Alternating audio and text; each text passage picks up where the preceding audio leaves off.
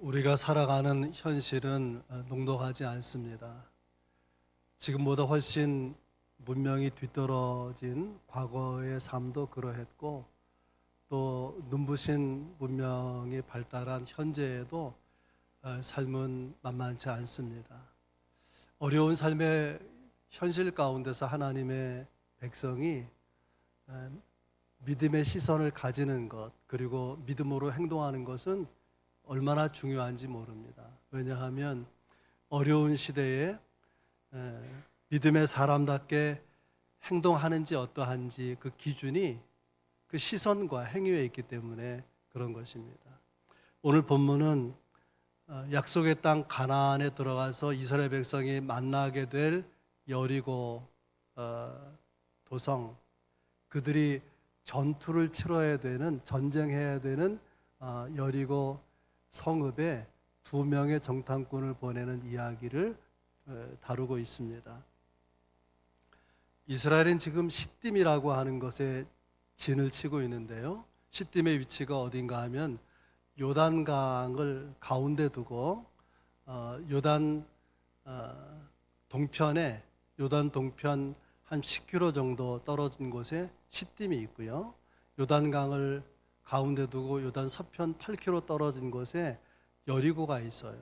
그러니까 요단강 한편에는 시딤, 이스라엘이 현재 머물고 있는 것이고, 또 한편에는 이스라엘이 들어가서 전쟁을 치러야 되는 그 여리고가 반대편에 있습니다. 이 여리고가요, 지리적으로 볼 때에 남북으로는 남쪽에 이집트 문명하고 북쪽에 메소포타 문명을 연결하는 위치에 여리고가 있어요. 동서로 볼 때는 아라비아 광야와 지중해 해변 그 중간에 여리고가 있습니다. 그래서 고대로부터 이 여리고는 무역의 도시로 그렇게 알려져 있고요. 또 여리고의 별명이 뭐냐면 종려나무 성읍이라 그래서 종려나무가 이렇게 무성하게 자라려면 물이 있어야 되잖아요. 놀랍게도 여리고에 오아시스가 있는 거예요. 그래서 여기가 고대로부터 무역의 도시이면서 오아시스가 있기 때문에 정말 각광을 받는 그런 휴양 도시였습니다. 여리고의 문제는 뭐냐면은 여리고 성벽이 너무나 견고하다는 거예요.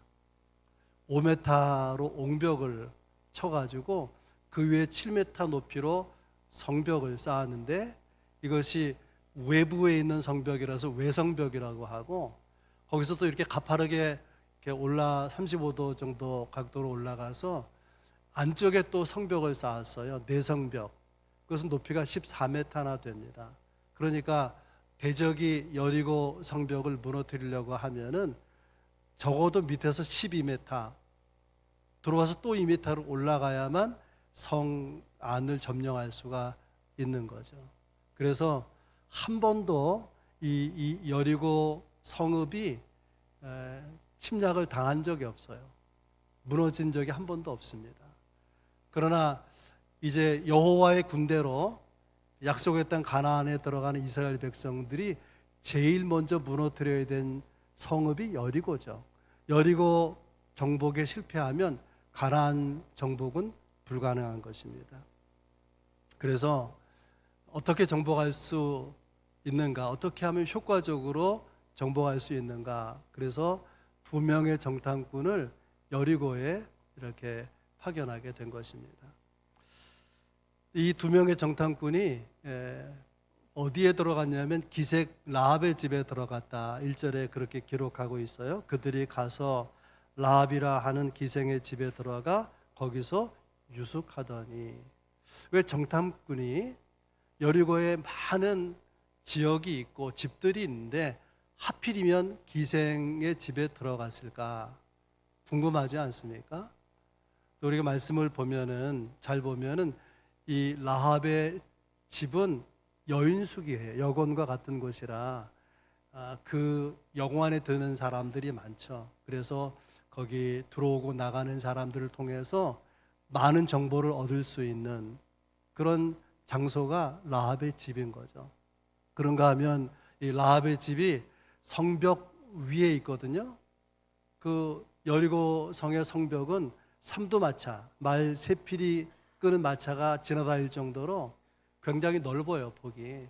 거기에 집들이 이렇게 세워져 있기도 한데 높은 곳에 라합의 집이 있기 때문에 성을 내려다보면서 다 살필 수가 있는 그런 좋은 위치인 거죠. 그래서 이렇게 기생 라합의 집에 이 두 정탐꾼이 들어가게 되었는데, 그런데 누군가 이스라엘 정탐꾼이 들어왔다 하는 것을 왕에게 보고해서 왕은 병사를, 말하자면 체포조를 보내가지고 이 집을 수색하게 됩니다. 그러니까 정탐꾼의 생명이 위기에 봉착하게 된 것이죠. 4절 5절을 보면, 본문 거슬러서 4절 5절을 보면 라합이 병사들 앞에서 이렇게 둘러댑니다.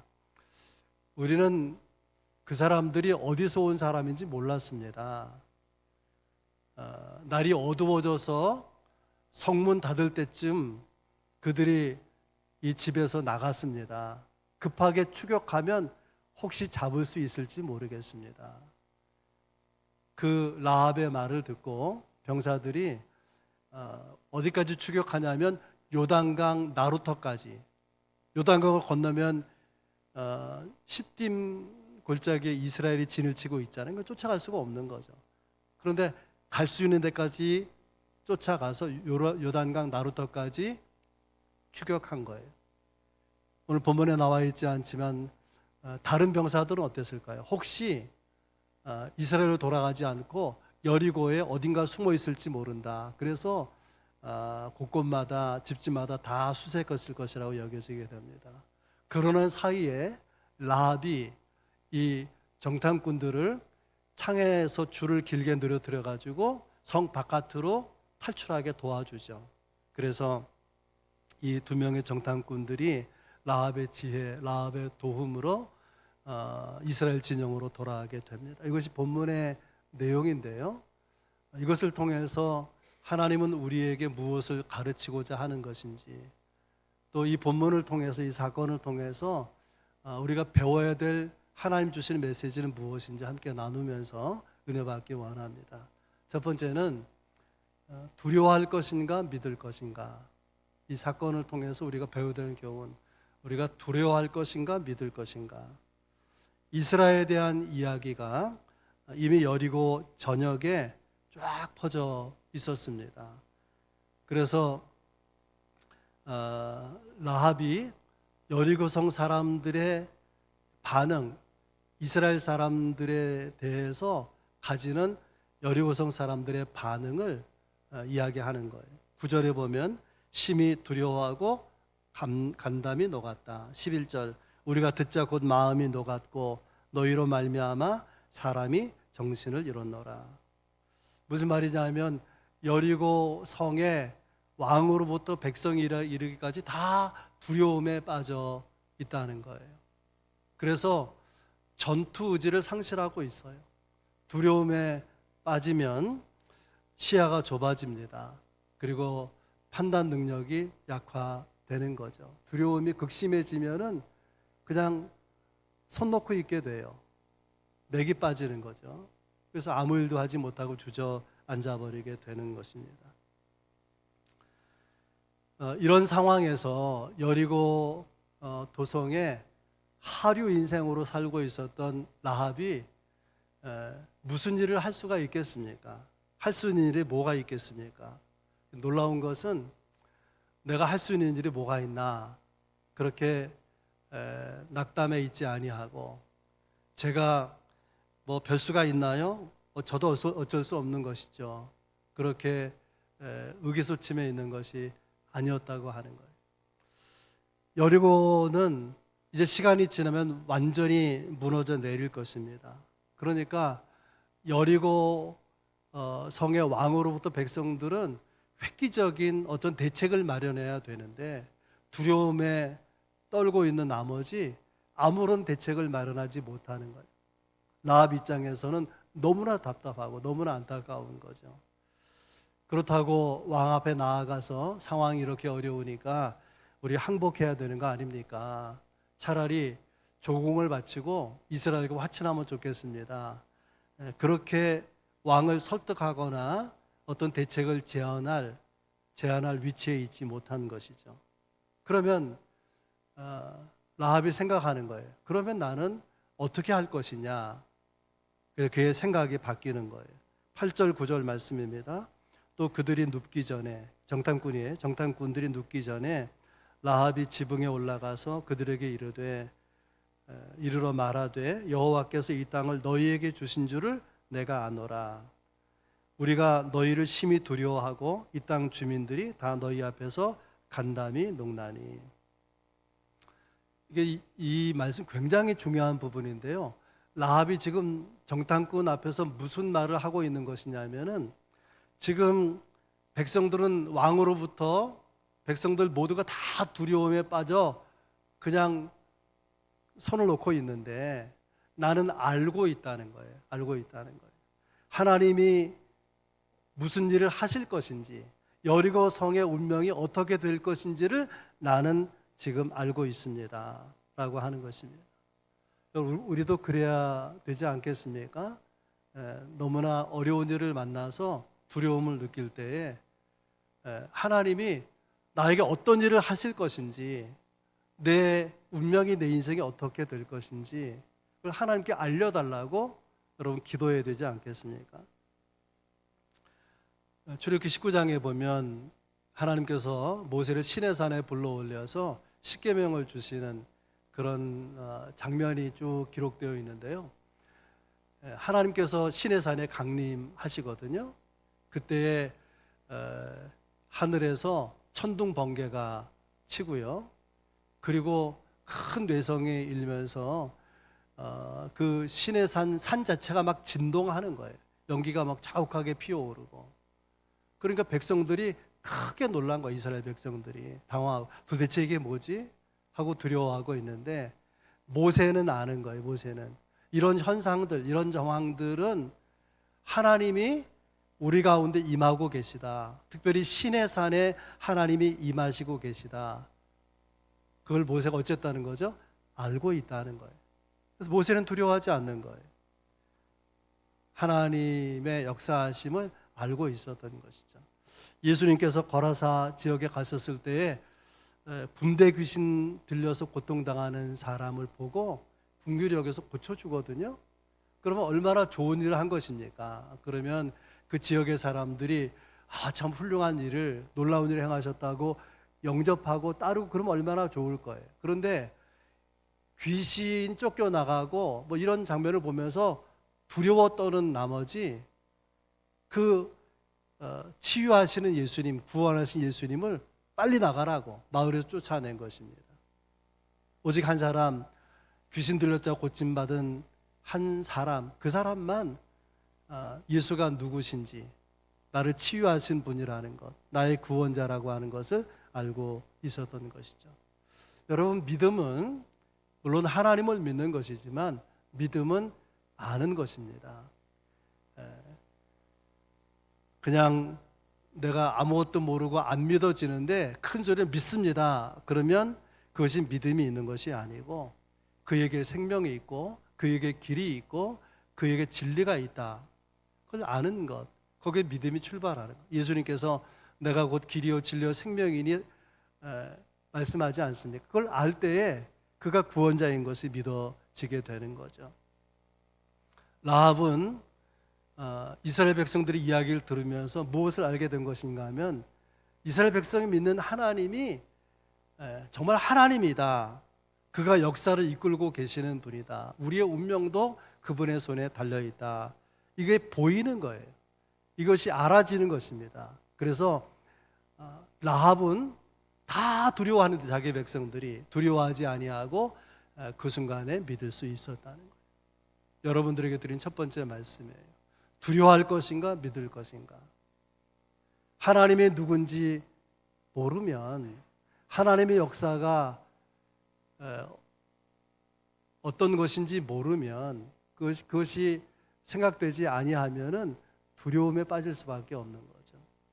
그러나 하나님을 아는 사람, 하나님 역사를 아는 사람은 두려움에서 믿게 될 것입니다. 여러분의 선택은 무엇입니까? 두려워할 것입니까? 아니면 믿을 것입니까? 두 번째 메시지는요, 하나님 편에 서라. 하나님 편에 서라. 당시 사람들, 고대 시대 사람들의 신과는 범신론이라요. 범신론. 뭔가 좀 신기하고 놀라운 것은 거기 신이 있다라고 생각하고 섬기는 거예요. 그리고 모든 민족, 모든 나라 사람들이 자기 민족, 자기 나라가 믿는 주신이 있어요.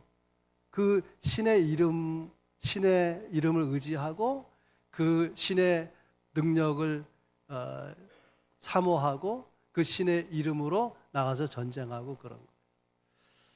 그런데 라합은요,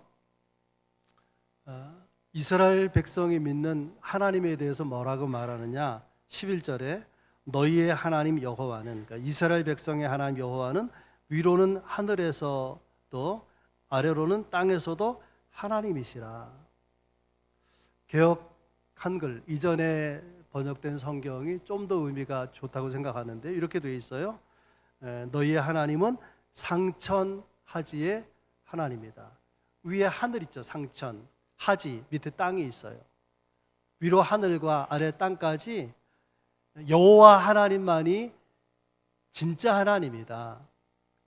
정말 진정한 신은 여호와 하나님 한 분뿐이다. 놀랍게도요, 이방인이었던 라합이 유일신 신앙, 하나님만이, 여호와만이 참 하나님이다 라는 신앙을 고백하고 있는 것이죠. 이렇게 알고 믿기 때문에 정탐꾼, 그 하나님을 믿는 정탐꾼에게 자기를 구원해 달라고 요청하게 됩니다. 12절 말씀에 내가 너희를 선대하였은즉 너희도 내 아버지의 집을 선대하라. 이 선대하라는 단어는 아가페예요. 아가페. 아가페는 하나님이 사람들을 사랑하는 사랑이죠. 그건 국률의 사랑이거든요. 그러니까 정탐꾼들에게 우리를 선대하라. 내가 당신들을 선대했으니까 우리를 선대하라. 어쩌라는 거예요? 긍휼히 여겨달라는 거예요. 긍휼히. 당신들이 하나님의 사랑, 하나님의 긍휼을 받지 않았느냐? 그러니까 그 사랑으로 우리를 사랑해달라, 우리를 긍휼히 여겨서 나와 가족을 구원해달라 부탁하게 됩니다. 그러나 이것이 여리고성 사람들의 입장에서 볼 때는 이 라합의 말과 행동이, 이것은 이적 행위이고 배신 행위인 거죠. 여러분 생각해야 될 것이 있어요. 기초 전체가 무너질 때는 공동체와 시대 정신이 다 하나님의 진노와 징계를 받는 그런 시대에는 기준 자체가 달라져야 돼요. 기준 자체가, 관점 자체가 달라져야 되는 것입니다. 우리가 평상시에는 내가 이쪽 편에 설 것이냐 저쪽 편에 설 것이냐, 내가 야당 편에 설 것이냐 여당 편에 설 것이냐, 내가 어떤 공동체에 속할 것이냐, 그럴 수 있지만, 그러나 시대 자체가 하나님의 징계 가운데 있을 때 또 공동체 전체가 와야 되는 그런 정말 그 극단적인 위기 상황에 있을 때는 생각 기본 자체가 달라져야 된다 그 말이에요. 그럼 어떻게 달라져야 되느냐? 내가 하나님 편에 설 것인가, 하나님 반대편에 설 것인가. 대단히 중요한 메시지예요. 내가 하나님 편에 설 것인가, 하나님 반대편에 설 것인가. 그것으로 민족의 한계를 넘어서는 거예요. 여리고 사람이라는 한계를 이 라합이 넘어서고 있는 것입니다. 만약에 그렇지 못하고, 만약에 라합이 여리고성 사람들과 똑같은 의식과 가치관과 관점을 가졌다라면 이 두 명의 정탐꾼, 자기 집에 들어온, 여인 속에 들어온 이 두 명의 정탐꾼을 침입자라고, 정탐꾼이라고 생각했을 것입니다. 그러나 하나님 편에 설 것인가, 하나님 아닌 편에 설 것인가를 생각해 보니까 생각이 달라진 거예요. 이 두 명의 정탐꾼은 침입자가 아니라 나와 내 가족을 구원하는 구조 요원으로 하나님이 보내신 사람이다, 이렇게 여겨지게 되는 거죠. 이것이 중요한 거예요. 어느 편에 설 것인가가 대단히 중요한 것입니다. 여러분, 모세의 어머니의 이름이 요게벳인데요.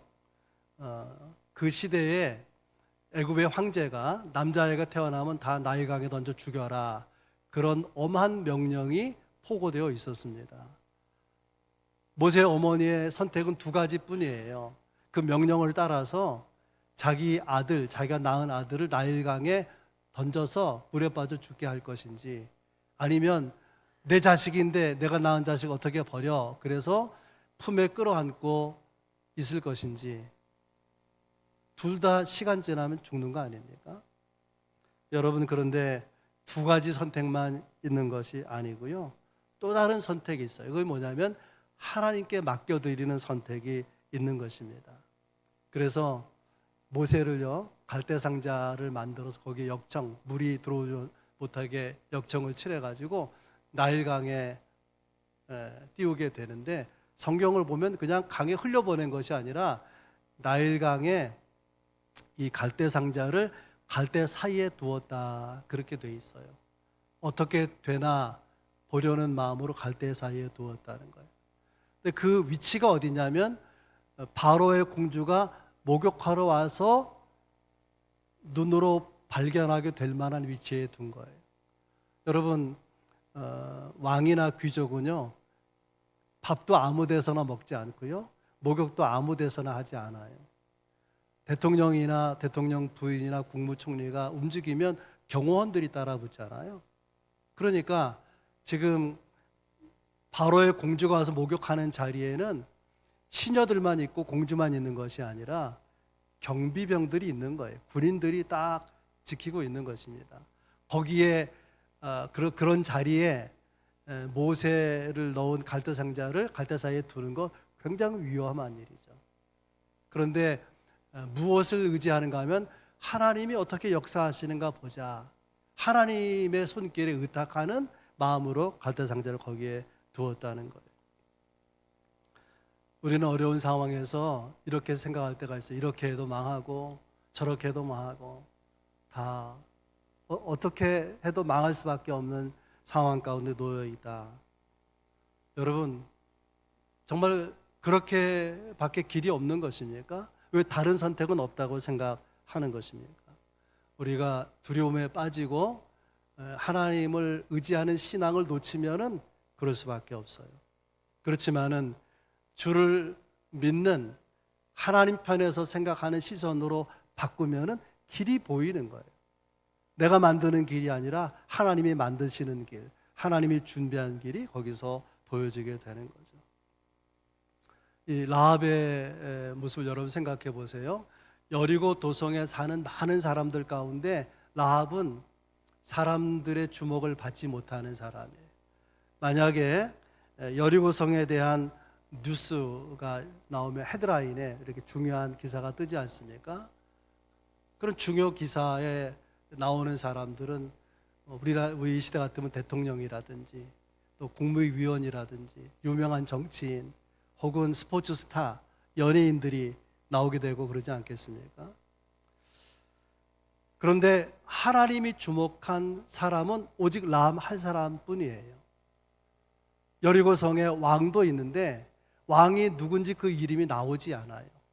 그 여리고 도성에 한다 하는 힘 있는 사람들의 이름이 누군지 하나도 나와 있지 않습니다. 하나님이 관심한 사람, 라합의 이름만 하나님의 책 성경에 기록되고 있는 것이죠. 사람이 얼마나 알아주느냐, 그건 오래가지 못합니다. 그러나 하나님 편에 서기로 한 사람, 하나님을 믿고 그에게 이렇게 삶을 위탁하는, 하나님께 맡기는 선택을 가진 사람, 그런 사람 하나님이 기억하시고 주목하시고 하나님의 책에 기록하신다는 것을 여러분 생각하시고, 나는 어느 편에 설 것인가. 평상시에는 이런 공동체도 저런 공동체도 속할 수 있지만 극단적인 경우에는 하나님 있는 쪽에 내가 있어야 되는 거예요. 아멘. 세 번째 우리가 받을 메시지는 라합의 신앙은 행동하는 믿음이었다고. 행동하는 믿음. 9절 말씀입니다. 말하되 여호와께서 이 땅을 너에게 주신 줄을 내가 아노라. 우리가 너희를 심히 두려워하고 이 땅 주민들이 다 너희 앞에서 간담이 녹나니. 오늘 본문에도 나오는데요, 라합이 이스라엘 백성들의 이야기를 친히 자기 눈으로 보고 몸으로 겪고 체험한 것이 아니에요. 들어서 아는 거예요. 들어서, 소문으로 들어서. 애굽에서 나와서 홍해 바다를 건넌 것, 또 가나안으로 오는 그 가까운 곳에 아모리 지역의 두 왕을 진멸시킨 일들, 하나님의 놀라운 역사들을 이야기로 들어, 소문으로 들어서 알고 있는 것입니다. 하나님에 대한 내용이 얼마나 많아요.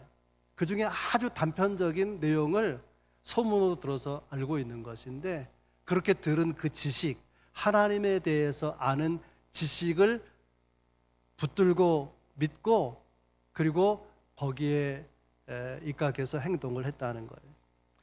그래서 두 명의 정탐꾼을 자기 집에 숨겨두고, 또 이렇게 자기 나라 병사들에게 거짓말을 하고 이 두 명의 정탐꾼을 보호하고 무사히 탈출하도록 도와준 일, 이것을 성경에서는 믿음이라 그렇게 증거합니다. 히브리 11장 31절, 믿음으로 기생 라합은 정탐꾼을 평안히 영접하였으므로. 정탐꾼 영접한 것이 믿음이다. 야고보서 2장 25절, 기생 라합이 사자들을 접대하여 다른 길로 나가게 할 때에 행함으로 의롭다 하심을 받은 것이 아니냐. 이 정탐꾼을 대접하고 탈출하도록 도운 것, 그것은 행함이 있는 믿음이다. 행동하는 믿음이다. 그렇게 성경이 증거하는 것입니다. 여러분, 그렇습니다. 진정한 믿음은 단순히 지적인 동의나 단순한 감상적인 그런 감격이 아니에요. 진정한 신앙은 반드시 행위로, 삶의 실천으로 드러나기 마련이라는 거예요. 야고보서 2장 17절에 이와 같이 행함이 없는 믿음은 그 자체가 죽은 것이라. 야고보서 2장 18절, 나는 행함으로 내 믿음을 너에게 보일 것이라. 그러므로 진정한 믿음은 반드시 삶으로 검증될 수 있고 또 검증되어야 하는 것입니다. 아무튼 라합의 도움으로 두 명의 정탐꾼이 정탐하러 갔다가 무사히 이스라엘 진영으로 돌아가게 되고, 여호수아와 백성 앞에서 그간에 겪었던 일을 다 이렇게 보고하게 됩니다. 이 보고에서 중요한 것은 정탐꾼들의 이해, 자기들이 경험한 사건에 대한 정탐꾼들의 이해, 해석이 거기 들어있다는 거예요. 24절 말씀입니다. 진실로 여호와께서 그 온 땅을 우리 손에 주셨으므로 그 땅의 모든 주민이 우리 앞에 간담이 녹더이다. 정탐꾼들의 보고를 듣고 여호수아나 이스라엘 백성들은 확신이 든 거예요. 뭐라고 보고했었냐면, 과연 하나님께서 그 여리고와 가나안 온 땅을 우리에게 주셨다, 이런 보고를 듣게 되면서 하나님 약속하신 땅을 반드시 얻게 하실 것이라는 확신이 여호수아와 이스라엘 백성들에게 들게 되었다는 거죠. 확신하게 되었다고, 약속을. 이것이 하나님이 바라신 거 아니겠습니까? 여러분, 이 시계를요 38년으로 이렇게 돌려서 38년 전의 상황을 생각해 보세요. 모세가 12명의 정탐꾼을 가나안 땅에 들여보내거든요. 그 중에 10명이 부정적인 보고를 하죠. 땅은 너무나 좋지만은 그 땅의 백성들 중에는 거인들이 있고, 그들이 사는 성읍은 견고하고, 그들은 훈련된 군사로 이루어진 군대가 있는데 어떻게 우리가 들어갈 수 있느냐, 불가능하다. 그런 보고를 듣고 이스라엘 백성들이 절망이 되잖아요. 그래서 모세를 원망하고 차라리 모세 말고 다른 지도자 세워서 애굽으로 돌아가면 좋겠다, 그러지 않았습니까? 그래서 하나님께서 그들의 믿음 없음을 인해서 뒤로 돌아 그래가지고 광야로 다시 돌아가서 38년을 방황하게 되죠. 38년이 지난 지금 여호수아는 두 명의 정탐꾼을 가나안 땅에 여리고에 들여보내지 않았습니까? 그리고 정탐꾼이 돌아와서 보고하는 것이 말씀드린 24절이에요. 여호와께서 그 온 땅을 우리 손에 주셨으므로 여리고 땅의 주민이 우리 앞에서 간담이 높더이다. 정탐꾼은요, 사실 제대로 정탐하지 못했어요. 왜냐하면 체포조가 발동이 됐잖아요. 그러니까 뭔가 정탐하려고 했다가 그냥 정신없이 도망가게 된 거 아니겠습니까? 그런데 어떻게 이런 24절의 보고가 가능했느냐? 라합으로부터 들은 이야기예요. 라합으로부터 지금 여리고성의 사람들이 이스라엘에 대해서 어떻게 느끼고 있는지, 또 여리고성의 사람들은 지금 어떤 반응을 보이고 있는지를 누구한테 들었다고요? 라합에게서 들은 거예요. 정탐꾼이 직접 가서 조사한 게 아니라 라합에게서 들은 거예요. 그것을 여호수아 앞에 가서, 백성들 앞에 가서 보고하고 간증하게 된 것이죠. 그 결과로 이스라엘 백성들의 믿음이 올라가게 되고, 또 하나님의 약속을 확신하게 되고 승리를 확신하게 된 거 아니겠습니까? 이런 변화를 가져오는 데 있어서 결정적인 역할을 한 사람은 라합인 거죠. 라합은 이스라엘 백성의 이야기를 말씀드린 것처럼 자기 몸으로 겪은 게 아니에요. 자기 눈으로 본 것이 아니고 소문으로 들었지만 하나님에 관한 이야기이기 때문에, 신앙에 관한 이야기이기 때문에 그것을 믿은 거예요. 또 믿고 믿음으로 행동한 것입니다. 라합은 이렇게 생각합니다. 지금 이 상황에서 내가 하나님을 믿으면 살고 믿지 않으면 죽을 것이다. 그래서 정탐꾼들, 자기가 도와준 정탐꾼들에게 간곡하게 부탁하죠. 틀림없이 이스라엘이 쳐들어와서 여리고 성을 점령하게 될 것인데, 그렇게 성이 무너지고 나라가 무너질 때 나와 가족을 건져달라고 간곡하게 호소하게 되죠.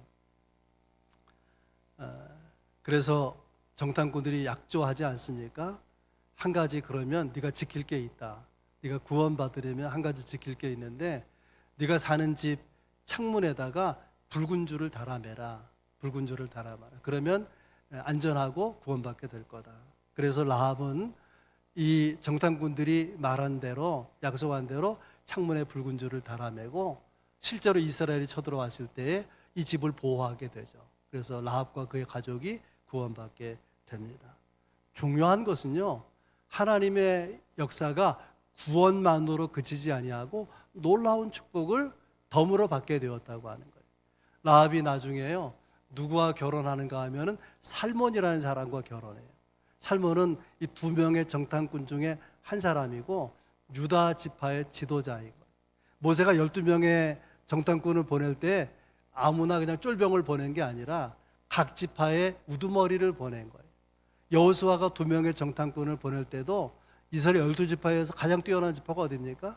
유다 지파죠. 유다 지파의 대표자를 두 사람 중에 한 사람으로 보낸 거예요. 그 살몬과 라합이 결혼한 것입니다. 마태복음 1장 5절 6절, 살몬은 라합에게서 보아스를 낳고, 보아스는 루색에서 오벳을 낳고, 오벳은 이새를 낳고, 이새는 다윗 왕을 낳으니라. 다윗의 후손으로 누가 오시죠? 예수 그리스도가. 놀랍게도 믿음으로 행동했더니 라합이요, 그는 비천한 출신 아닙니까? 기생 라합이라고 불려지는데 메시아의 족보를 이루는 인물이 된 것입니다.